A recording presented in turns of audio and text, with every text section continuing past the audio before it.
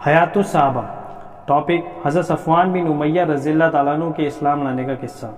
حضرت عبداللہ بن زبیر رضی اللہ عنہ فرماتے ہیں کہ فتح مکہ کے دن صفوان بن امیہ کی بیوی حضرت بیگم بنت معدل مسلمان ہو گئی۔ ان کا تعلق قبیلہ کنانہ سے تھا، لیکن خود صفوان بن امیہ مکہ سے بھاگ کر ایک گھاٹی پر چھپ گئے تھے۔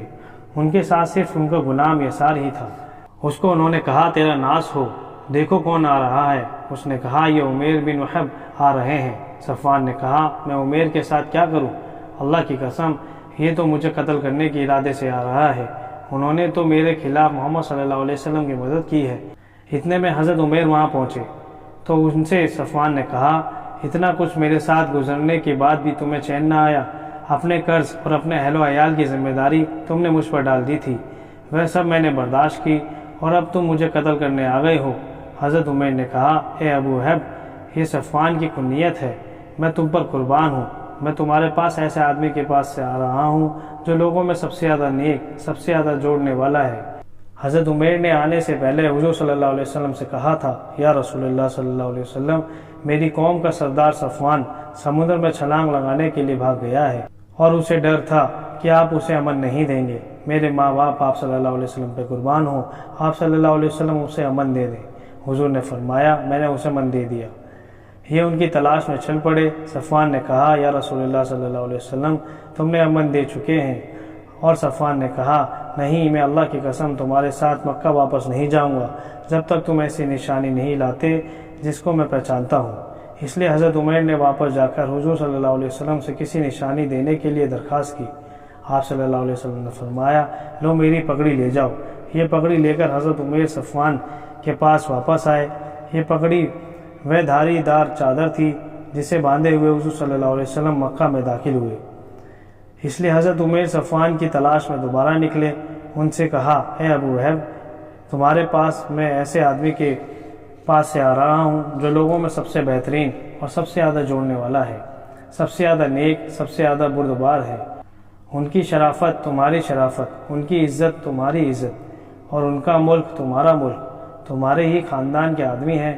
میں تمہیں نصیحت کرتا ہوں کہ اپنے بارے میں اللہ سے ڈرو۔ صفوان نے ان سے کہا مجھے اپنے قتل ہونے کا خوف ہے۔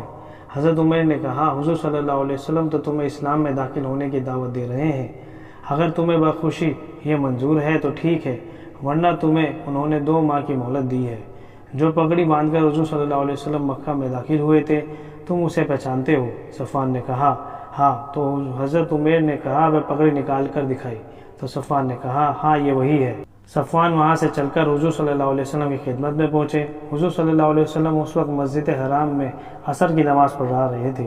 یہ دونوں وہاں پہنچ کر کھڑے ہو گئے۔ صفوان نے پوچھا مسلمان دن رات میں کتنی نمازیں پڑھتے ہیں؟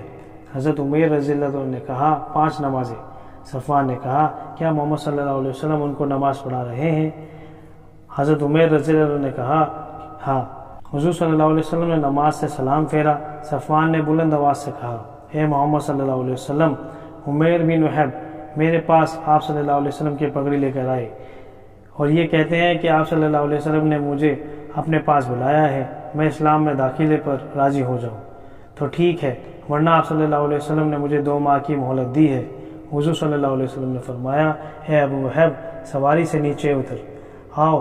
انہوں نے کہا میں اس وقت تک نہیں اتروں گا جب تک آپ صلی اللہ علیہ وسلم مجھے صاف صاف بیان نہ فرما دے۔ حضور صلی اللہ علیہ وسلم نے فرمایا 2 ماہ چھوڑو، تمہیں 4 ماہ کی مہلت۔ صفوان سواری سے اتر آئے۔ حضور صلی اللہ علیہ وسلم کا لشکر لے کر حوازین کی طرف تشریف لے گئے۔ حضور صلی اللہ علیہ وسلم کے ساتھ صفوان بھی گئے، وہ ابھی تک مسلمان نہیں ہوئے تھے۔ حضور صلی اللہ علیہ وسلم نے ان سے ان کے ہتھیار ادھار کے طور پر لینے کے لیے آدمی بھیجا۔